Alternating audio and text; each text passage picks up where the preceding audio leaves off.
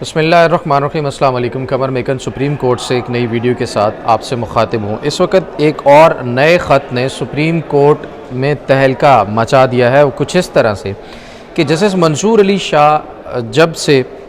یہ 26ویں آئینی ترمیم آئی ہے اس کے بعد مسلسل اس کے خلاف آواز اٹھاتے ہوئے نظر آ رہے ہیں۔ پوری سپریم کورٹ کے اندر سے صرف ایک جسٹس منصور علی شاہ ہی ہیں جو ابھی تک 26ویں آئینی ترمیم کو جو ہے وہ اس کے خلاف ایک دیوار ثابت ہو رہے ہیں۔ دیوار ثابت ہونا تو ایک الگ بات ہے، لیکن اس کے خلاف آواز اٹھاتے ہوئے نظر آ رہے ہیں۔ دیوار تو کوئی ہے نہیں اس وقت،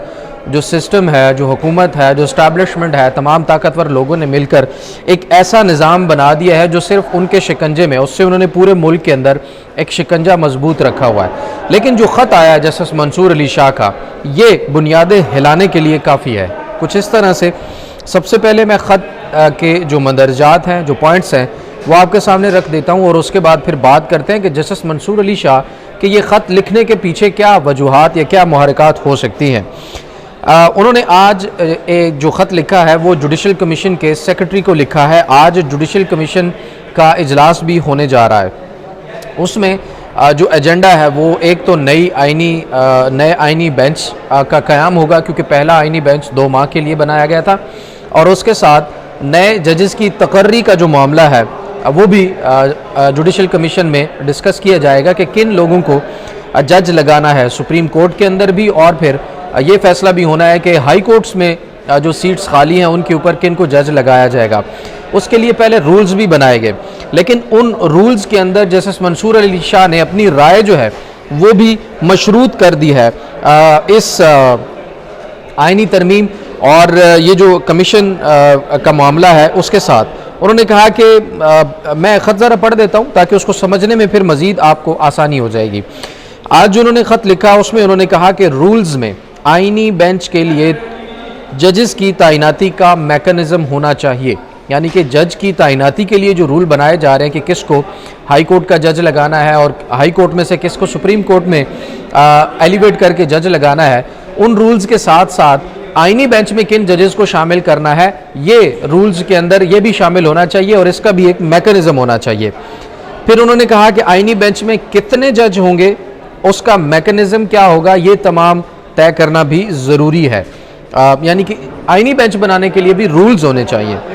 پھر انہوں نے اپنے خط میں لکھا کہ آئینی بینچ میں ججز کی شمولیت کا پیمانہ طے ہونا چاہیے، کون سے جج ہوں گے، کیا کرائٹیریا ہوگا، کتنا کیلیبر ہوگا ان کا کہ ان کو آئینی بینچ میں شامل کیا جائے گا، اور کس بیس پر کیا جائے گا۔ صرف اس بیس پر تو نہیں ہو سکتا یا نہیں ہونا چاہیے کہ جوڈیشل کمیشن میں زیادہ لوگوں کی تعداد حکومت کی ہے تو حکومت جس کو آئینی بینچ کا سربراہ لگانا چاہے گی وہ لگا دے۔ اس کے اوپر لگتا ہے کہ جسٹس منصور علی شاہ نے اب یہ اعتراض اٹھایا کہ اس کا میکنزم، اس کا ایک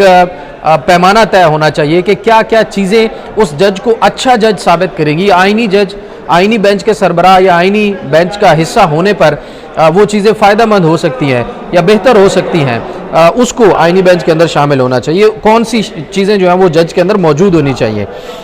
مزید انہوں نے کہا کہ کس جج نے آئینی تشریح والے کتنے فیصلے لکھے یہ بھی اس پیمانے میں شامل ہونا چاہیے، یعنی کہ آئینی معاملات کے اوپر کس جج نے کتنے فیصلے دیے ہیں اور وہ کتنے اچھے فیصلے تھے، کتنے وہ برقرار رہے بعد میں بھی، یہ پیمانہ ہونا چاہیے آئینی بینچ میں جج کے شامل ہونے کا، جو کہ ایک درست بات ہے۔ مزید وہ لکھتے ہیں کہ کمیشن بغیر پیمانہ طے کیے سپریم کورٹ اور سندھ ہائی کورٹ میں آئینی بینچ پہلے بھی تشکیل دے چکا ہے۔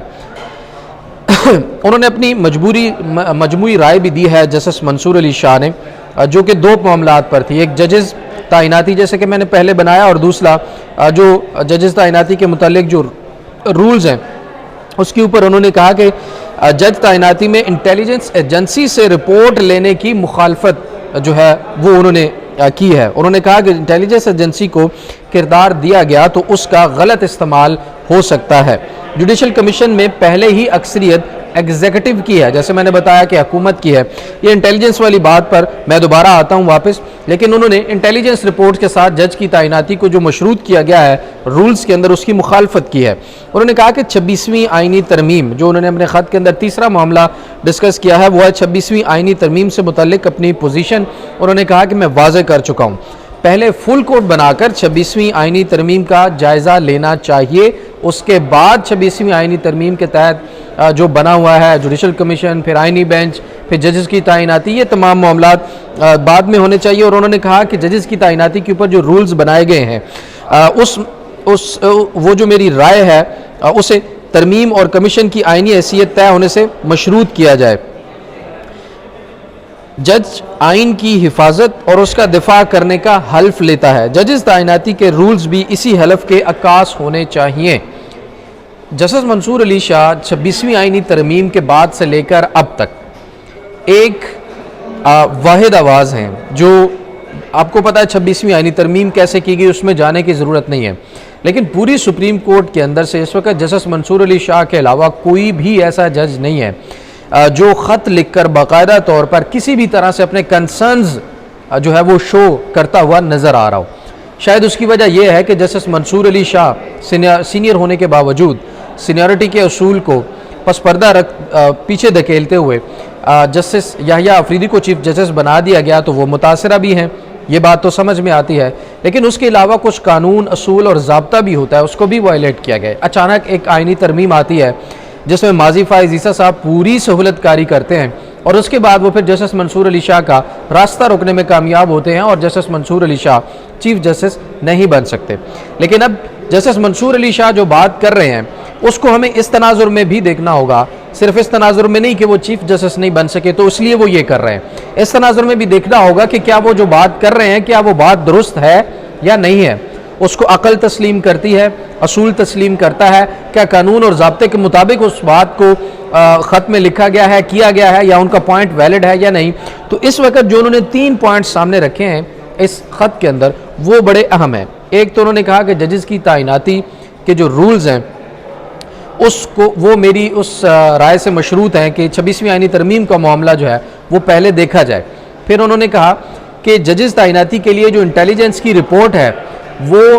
مشروط کر دی گئی ہے کہ اگر وہ رپورٹ ہوگی تو جج لگ سکے گا۔ اب ہر جج یہ سوچے گا کہ بھائی مجھے ISI کے ساتھ، انٹیلیجنس ایجنسی کے ساتھ، فلاں ایجنسی کے ساتھ اپنی بنا کے رکھنی ہے، تاکہ کوئی وکیل بھی ہوگا تو وہ بھی کہے گا کہ میں بنا کے رکھوں تاکہ مجھے اگر جج لگنا ہے تو ان کی رپورٹ پر میں نے جج لگنا ہے۔ اگر ان کی رپورٹ صحیح نہیں ہوگی تو کوئی جج ہی نہیں لگ سکتا، اور جب ایسا جج جو انٹیلیجنس کی رپورٹ ہونے کے بعد جج لگے گا اور اس کے بعد پھر وہ اگر جس طرح سے مداخلت کی بھی باتیں ہوتی رہتی ہیں اور مداخلت کے الزامات بھی لگتے رہتے ہیں جو کہ واضح طور پر نظر بھی آتا ہے کافی ساری چیزوں میں، ججز تو کھل کر اس بات پر بولنا بھی شروع ہو گئے تھے، تو وہ کیسے اس مداخلت کو روکا جا سکتا ہے کہ بعد میں وہ پھر جج پریشرائز نہیں ہوگا۔ تو انٹیلیجنس کی رپورٹ کو مشروط کرنا یہ بھی ایک بہتر تجویز ہے کہ اس کو نہ مشروط کیا جائے، اور اس سے جج کی کارکردگی کے اوپر فرق پڑ سکتا ہے۔ اس کے ساتھ پھر انہوں نے جو کہا ہے کہ آئینی بینچ کا معاملہ، اب آئینی بینچ کے اندر جج لگنے کا جو پیمانہ ہے وہ بھی تو کوئی ہونا چاہیے۔ اب جسٹس امین الدین صاحب آئینی بینچ کے سربراہ ہیں، حالانکہ زندگی میں انہوں نے کوئی آئینی فیصلہ جو ہے وہ نہیں کیا ہوگا، لیکن وہ آئینی بینچ میں اس لیے آئینی بینچ کے سربراہ لگ گئے کیونکہ جوڈیشل کمیشن کے اندر جو تمام ووٹس تھے وہ ان کے حق میں تھے، بلکہ انہوں نے اپنے ہی ووٹ سے خود کو آئینی بینچ کا سربراہ مقرر کیا تھا۔ تو اب آگے جو ترمیم کی گئی ہے رولز کے اندر بھی اس کے مطابق اب جوڈیشل کمیشن کے اندر جو ووٹ ہوں گے وہ خفیہ ہوں گے، یعنی کہ وہ سب کے سامنے نہیں ہوں گے، یہ نہیں پتہ چلے گا کہ کس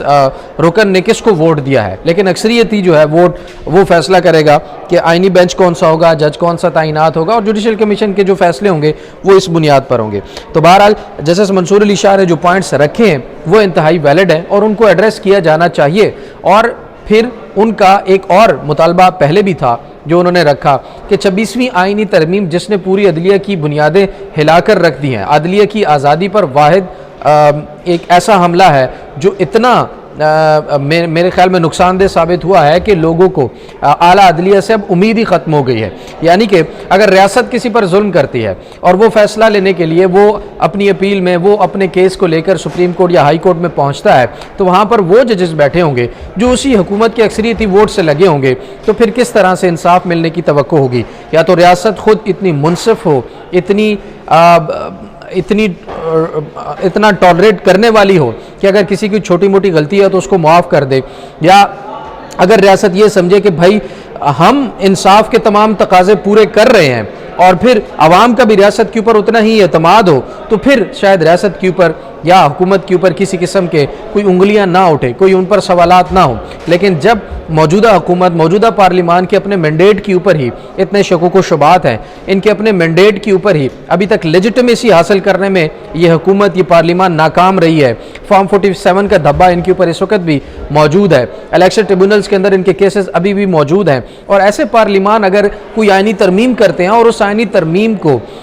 کے اوپر نظر ثانی کیے بغیر منوان تمام فیصلوں کو مانا جائے اور پھر اسی طرح سے سسٹم کو آگے چلایا جاتا رہے جس پر عوام کا اعتماد نہ ہو, تو پھر اس سسٹم سے انصاف کی کوئی توقع بھی نہیں ہو سکتی. تو یہ بنیادی ایک چیز ہے کہ عوام کا جو اعتماد ہے وہ اداروں پر کتنا ہے, وہ حکومت پر کتنا ہے, وہ عدلیہ پر خاص طور پر کتنا ہے, اور پھر کیا عدلیہ اس طرح سے فیصلے کرتی رہے تو عوام اس کے اوپر اس کو منوان مانے گی یا نہیں مانے گی. یہ اس کا بیک گراؤنڈ مجھے محسوس ہوتا ہے, مجھے لگتا ہے, اور واضح طور پر لگ بھی رہا ہے کہ یہی ہے جس پر جسٹس منصور علی شاہ نے بھی یہ آج خط لکھا ہے, اور خط جو ہے وہ تباہ کن ثابت ہو رہا ہے. کیونکہ اگر جسٹس منصور علی شاہ کے لوگ کچھ کہیں گے کہ جی خط لکھنے کا کوئی فائدہ نہیں ہے, اگر فائدہ نہیں بھی ہے تو کم سے کم یہ حکومت اور اس کے بیٹھے ہوئے ہرکارے جو عدلیہ کے اندر ہیں, جو اسٹیبلشمنٹ کے اندر ہیں, جو باقی اداروں کے اندر ہیں تمام جگہوں پر, وہ کم سے کم ایکسپوز ضرور ہو رہے ہیں. تو اب شاید حکومت کو ایک اور آئینی ترمیم کر دینی چاہیے, اور اس آئینی ترمیم کے ذریعے ججز کے, خاص طور پر جسٹس منصور علی شاہ کے خط لکھنے پر بھی پابندی لگا دینی چاہیے. اس کے علاوہ حکومت کے پاس کوئی اور سہارا اس وقت موجود نہیں ہے, کیونکہ جب بھی وہ کوئی ایسا اقدام کرنے جاتی ہے جس کو عوامی سپورٹ حاصل نہیں ہے, جب بھی کوئی ایسا معاملہ ہونے لگتا ہے جس میں لگتا ہے کہ حکومت تمام چیزوں کو بلڈوز کرنے کی کوشش کر رہی ہے, ایک نہ ایک خط جو ہے جسٹس منصور, جسٹس منیب یا پھر ریمارکس جسٹس اطہر من اللہ صاحب جیسے ججز کے سامنے آتے ہیں, اور وہ تمام کچا چٹا کھول کر رکھ دیتے ہیں, اور تمام